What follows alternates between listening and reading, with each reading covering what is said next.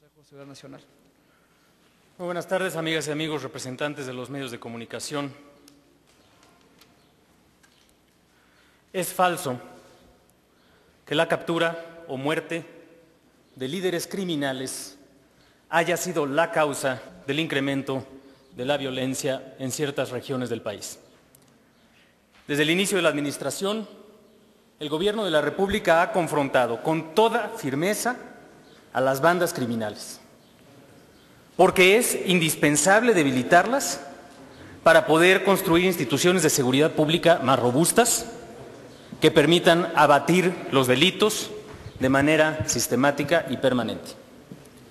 Lo hacemos con la convicción de que la violencia, que los homicidios, son el resultado de la confrontación entre bandas criminales que crecieron durante muchos años y a las que no se les paró el alto a tiempo. Lo hacemos porque se cuenta con una estrategia integral, que a la vez que debilita estos liderazgos criminales, reconstruye el tejido social al ofrecer más salud, más educación y más espacios para la prevención y rehabilitación de adicciones que nunca, y que promueve las transformaciones institucionales indispensables con el apoyo del Congreso para poder combatir desde los 3 órdenes de gobierno con la máxima eficacia al crimen y a la impunidad. Se ha desarticulado sistemáticamente a las bandas criminales, a los liderazgos de las mismas con la convicción de que deben responder por los delitos cometidos, porque una seguridad auténtica sería imposible de alcanzar si mantenemos a quienes ordenan y cometen actos criminales y de barbarie libres en las calles, sin que nadie los moleste. Es pertinente subrayar, como ya se ha dicho, que es falso que la captura o muerte de líderes criminales haya sido la causa del incremento en la violencia en ciertas regiones del país. Así lo refleja la caída de Ignacio Nacho Coronel, cabeza criminal del Grupo Delictivo del Pacífico en el occidente del país, y que es uno de los 20 líderes criminales inhabilitados por la acción de las fuerzas federales desde marzo del año de 2009. Como ustedes recordarán, el 29 de julio del 2010, la Secretaría de la Defensa Nacional implementó un operativo en Zapopan, Jalisco, para detener a este criminal, en el que dicho líder delincuencial resultó abatido al resistirse a la detención por parte del Ejército mexicano. Como publico en una revista de circulación nacional recientemente, el análisis de las muertes ocurridas en el contexto de rivalidad delincuencial antes y después de la muerte de Coronel registrados en los estados de Jalisco, de Colima y de Nayarit, su área de influencia, revela que no hay evidencia sólida para asegurar que la caída de este criminal haya incrementado los niveles de violencia en la región. Por el contrario, en el video que aquí se muestra, que está disponible en el blog de la Presidencia de la República desde el día de ayer, y que ilustra con toda claridad el caso de Jalisco, nos podemos concentrar en la trayectoria de los homicidios por rivalidad delincuencial en esta zona. La inhabilitación de Coronel se da ya en un contexto de incremento de la violencia en dicha región. En Jalisco, Colima y Nayarit, en las 22 semanas anteriores a su caída, la violencia aumentaba a un ritmo de 6 fallecimientos cada 5 semanas. Lo vamos a ver en esta gráfica, la primera parte de la gráfica. Antes de la muerte de Coronel, en este caso se ilustra exclusivamente Jalisco, en lo que está publicado en la revista Nexos se muestra Jalisco, Colima y Nayarit, y se ve con toda claridad la tendencia de los homicidios, que era mucho más pronunciada previo al abatimiento de Coronel que de manera posterior al abatimiento de Coronel. Subrayo, en Jalisco, Colima y Nayarit, en las 22 semanas anteriores a su caída, la violencia aumentaba a un ritmo de 6 fallecimientos cada 5 semanas. Después de su abatimiento, la violencia no se disparó, no creció más, no se fue a una tendencia de mayor número de homicidios de manera permanente. Por el contrario, empezó a crecer a un ritmo mucho menor, pasando de 6 fallecimientos más cada 5 semanas a solamente un fallecimiento más cada 5 semanas. Es decir, la intervención de la autoridad federal, lejos de incrementar la tendencia de violencia, frenó el crecimiento de la misma en la región. ¿A qué se debe entonces el crecimiento de la violencia en esa región, incluso desde antes de la caída de Coronel? Esto coincide, como lo hemos explicado en otros ámbitos de la narrativa del problema y de la lucha por la seguridad, con claros episodios de conflicto entre criminales derivados justamente de las venganzas y pugnas por el control de rutas, por el control de mercados delictivos desde antes de la muerte de Coronel.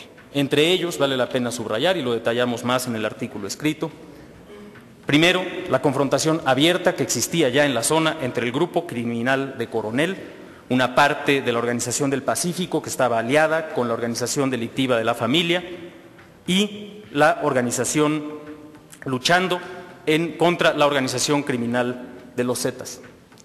En ese contexto de confrontación se da el secuestro de 2 jóvenes el 5 de abril del 2010, uno de ellos presumiblemente Alejandro Coronel, hijo de Ignacio Coronel, que derivó también en una reacción de venganza de este criminal contra los grupos delictivos de los Zetas y también de los Beltrán Leiva, a quienes se les atribuía por parte de estos delincuentes la responsabilidad del hecho mencionado. También se dio en ese contexto otro número de eventos violentos que subrayan esta pugna entre criminales, como los homicidios de 12 personas en San José de Costilla, en Nayarit, el 6 de abril. Es la competencia homicida entre delincuentes la que detona la violencia. Y el freno a la violencia pasa por debilitar a esas organizaciones, no por dejarlas actuar en la impunidad, lo que solamente implicaría que estas organizaciones, que estos criminales se harían más fuertes y los ciudadanos quedarían más desprotegidos. La caída de Coronel se suma a una trayectoria sistemática de capturas de liderazgos criminales de todas las organizaciones delincuenciales por la acción del gobierno federal. 20 de los 37 cabezas de los grupos de la delincuencia organizada hoy ya no dañan a la sociedad. Los criminales que los sustituyen son integrantes menores de organizaciones delictivas más débiles frente a una autoridad federal con crecientes capacidades. Como lo hemos dicho también con mucha claridad, esta es una condición necesaria para el éxito de la estrategia de seguridad, pero no es la única condición. Es indispensable también que los 3 órdenes de gobierno aceleremos su depuración y transformación para poder abatir con mayor celeridad los índices criminales, particularmente de los delitos del fuero común, como son la extorsión, el secuestro y el homicidio. Antes de dar paso a sus preguntas, quiero subrayar, con motivo del Día de la Libertad de Prensa, que el enemigo de la sociedad mexicana es precisamente el mismo que el enemigo de la libertad de prensa: los criminales, la delincuencia, las organizaciones delincuenciales. El gobierno federal hace un sentido reconocimiento a todos aquellos profesionales de la libertad de expresión que cotidianamente, en sus distintos ámbitos de trabajo, incluso en las situaciones más adversas, ejercen para beneficio de nuestro país la libertad de prensa. Es su convicción, su crítica, su compromiso con la verdad, su cuestionamiento de la autoridad, la que, sumada al trabajo cotidiano de miles y miles de mexicanos, entre ellos muchos agentes de seguridad de los 3 órdenes de gobierno, que contribuyen con honestidad, con compromiso, todos los días, a reconstruir las instituciones de nuestro país, como estaremos forjando un futuro más seguro para nuestras familias. Estoy atento a sus preguntas. Gracias. Damos pie a la sesión de preguntas y respuestas. Laura Lanís, de NTN 24, por favor. Gracias. Hola, señor. Buenas tardes. Retomo lo que acaba de decir, el cuestionamiento a la autoridad. Tengo dos preguntas. La primera es su opinión respecto a lo que acaba de publicar Fundaria, artículo 19, que dice que en los últimos, que será 2 años, el 50% de las agresiones a periodistas en México deviene de autoridades, de policías, del ejército, de autoridades federales, locales, municipales. Su opinión. Y la segunda pregunta, si usted me lo permite, es su opinión particular respecto al ya basta o al ya estamos hasta la madre, esta manifestación que se va a hacer, que inicia el jueves y que concluye aquí en la Ciudad de México, que son pues varias voces sociales que tienen, pues están hartas de la violencia, incluyendo desde luego el incremento de policías y de ejército en distintas partes del país. Gracias.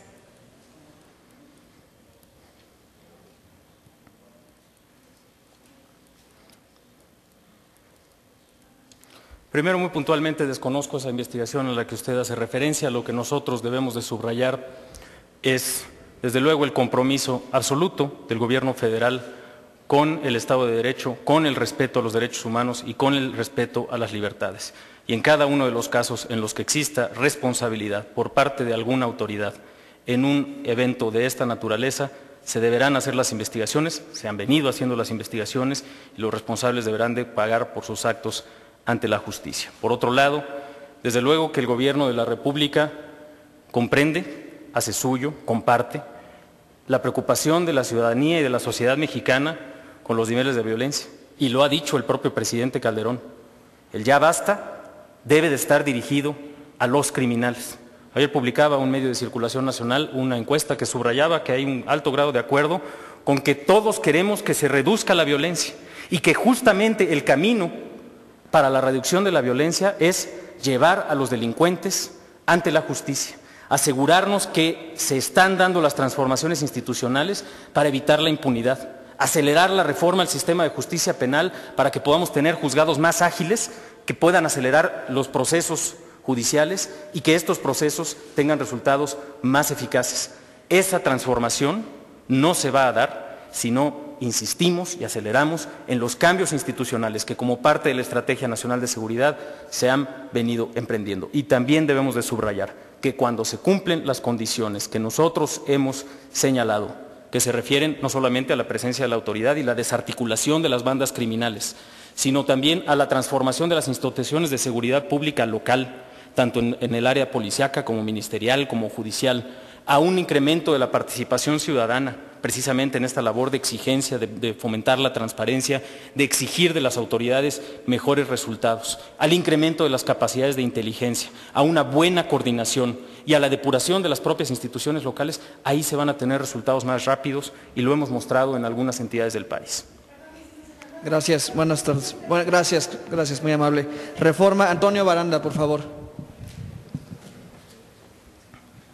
Buenas tardes, doctor. También quisiera cambiar un poquito de tema. Ya se cumplió un mes de que aparecieron los primeros cuerpos de los 183 en San Fernando, Tamaulipas. Los pobladores y gente que transita por esa región sigue considerando que es una zona altamente peligrosa, que a pesar del anuncio de las autoridades federales de que se iba a reforzar la seguridad con presencia del Ejército, la Marina, la Policía Federal, realmente no lo observan. ¿Qué tiene que decir el gobierno federal en este sentido? Y también preguntarle, tras la caída de Osama Bin Laden, el gobierno de Estados Unidos anunció un reforzamiento en sus fronteras. El gobierno federal tiene contemplado también reforzar sus fronteras, y lo pregunto porque desde meses anteriores, quizá años, autoridades de Estados Unidos, congresistas, diversos estudios de agencias han mencionado o advertido su preocupación porque este tipo de terroristas ingresen a su país por México, por las fronteras, por la frontera común. Gracias. Creo que lo primero que hay que hacer es subrayar el reconocimiento que hace el Gobierno de México al Gobierno de los Estados Unidos por inhabilitar a uno de los criminales más peligrosos del mundo. Ya lo ha hecho el presidente de la República, pero hay que subrayarlo. Es un éxito indudable para nuestro vecino, para nuestro amigo, y es un éxito indudable en la lucha en contra del terrorismo internacional. Desde luego, desde el principio de la administración, si algo ha hecho este gobierno es fortalecer las medidas de seguridad y los protocolos de seguridad en distintos ámbitos como parte de la Estrategia Nacional de Seguridad. También, desde luego, como siempre, se está en contacto cercano con todas las dependencias correspondientes en el ámbito bilateral para poder revisar los perfiles de riesgo y, en su caso, tomar las medidas a seguir, y cada una de las dependencias correspondientes, en su caso, en el ámbito de su atribución, informará en su momento. Respecto al caso de San Fernando, pues desde luego que hay una mayor presencia de las autoridades federales. Ha habido, como ya se ha mencionado, la detención de un número muy importante de los responsables de estos indecibles homicidios. Son 74 ya los responsables que están sometidos a la acción de la justicia. Están avanzando también las investigaciones, se está avanzando también en el trabajo de identificación de los cuerpos, como se mencionó, las pruebas de ADN y otras pueden tardar hasta 3 semanas para poder tener certidumbre, y se está atendiendo también a los familiares de las víctimas justamente para poder tener más certeza. Y como lo hemos dicho ahorita,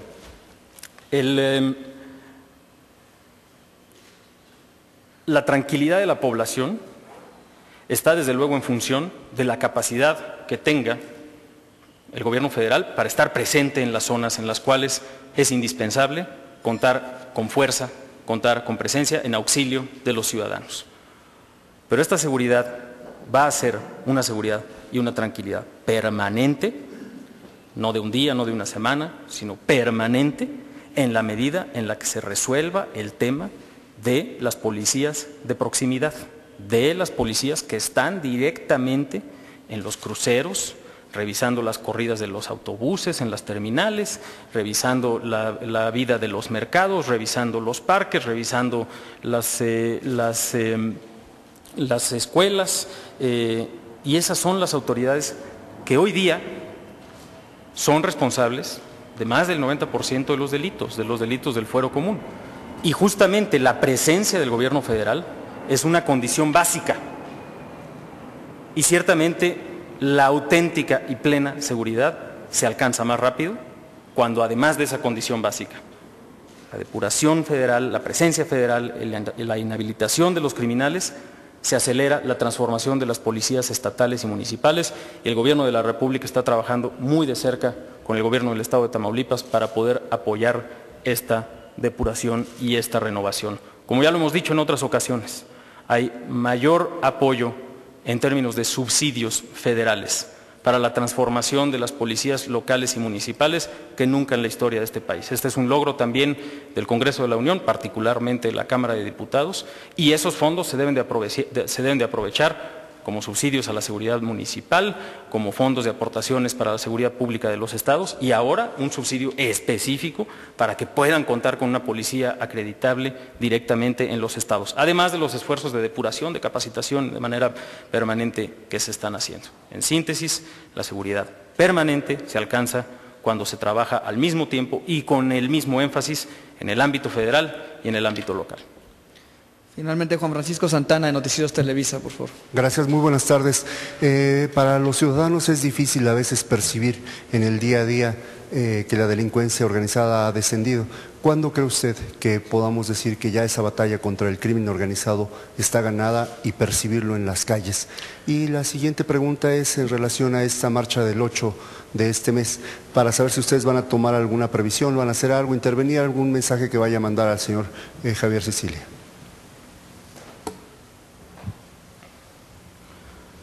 Creo que algo que se ha dicho desde el principio de la administración es que el reto que enfrentamos, que enfrenta el Estado mexicano, que enfrenta la sociedad mexicana, como además lo han ilustrado los crímenes arteros, cobardes, indecibles de estos criminales en distintas localidades, no es un reto menor. Es un reto justamente que lleva un proceso que pasa por este debilitamiento, que pasa por la transformación de las instituciones. Lo que podemos decir es que hay localidades y entidades donde, sin haberse resuelto del todo el tema, ya hay resultados en la disminución de los homicidios, en la disminución de algunos otros índices criminales. Y lo que también debemos de decir es que el triunfo de la sociedad mexicana es en el avance, en la profundización de esta estrategia. Desde luego estando atentos a las críticas, desde luego estando atentos, como lo ha hecho el presidente Calderón, con toda claridad, desde agosto del año pasado, de la manera más abierta incluso, con los foros abiertos a la ciudadanía y al público, y lo ha seguido haciendo, para tomar estas sugerencias y para poder ir ajustando los elementos de la estrategia. Esa seguridad auténtica se va a alcanzar conforme más rápido hagamos todos y cada uno lo que nos corresponde. Y hay algunos ejemplos en los cuales, incluso en lugares tan complejos como es el caso de Ciudad Juárez, y sin que esto implique una reducción de todos los índices criminales, sí se ha visto, gracias al trabajo de la Policía Federal en la entidad, una reducción significativa de los homicidios, que estaban en cerca de 11 diarios en el mes de octubre, para pasar a un promedio de 4 diarios en el mes de abril. Tenemos mucho que hacer, tenemos que seguir avanzando. Como ya hemos dicho también, respecto a las distintas manifestaciones que se dan por parte de distintas organizaciones de la sociedad civil, creo que es pertinente recordar que precisamente porque el gobierno reconoce, hace suya la preocupación de los ciudadanos, es que tenemos que seguir trabajando con mayor fuerza, con gran apertura, precisamente escuchando estas precisiones, estas puntualizaciones y yendo de manera directa en contra de los criminales. Ya el día de ayer, el gobierno del Estado de Morelos, la Policía Federal y la Procuraduría General de la República destacaban que en el lamentable fallecimiento de Francisco Sicilia, las otras personas que fueron encontradas con él, tenemos ya a 4 detenidos directamente responsables de los hechos. Y como lo hemos hecho en otros casos, la justicia no cederá, no cejará hasta llevar a todos los responsables a cumplir su deuda con la sociedad. Muchas gracias, buenas tardes a todos. Muchas gracias.